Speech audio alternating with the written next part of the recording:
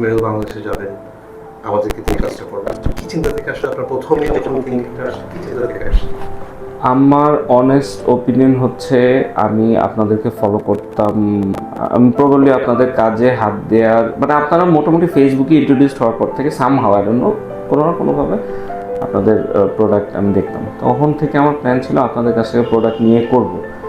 আমি আমার মনে আছে আমি যখন আপনাদের নাম্বার নিয়ে ফোন দিই আমি জিজ্ঞেস করি যে আপনারা কি মানে ইন্টেরিয়র সলিউশন দেন কি না। আপনারা যখন বললেন যে দেন, দেন আই থট ওকে আপনার প্রোডাক্ট আপনার solution, that means I will get the best support.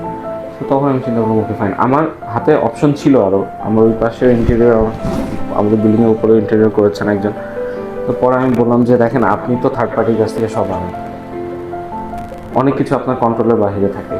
তো আমার প্ল্যান ছিল এমন একটা জায়গা যাবো যে সব কিছু আপনার হাতে থাকবে, ইউ হ্যাভ অল কন্ট্রোল, আমি যেন এন্ড প্রোডাক্ট আমার পছন্দ মতো পাই।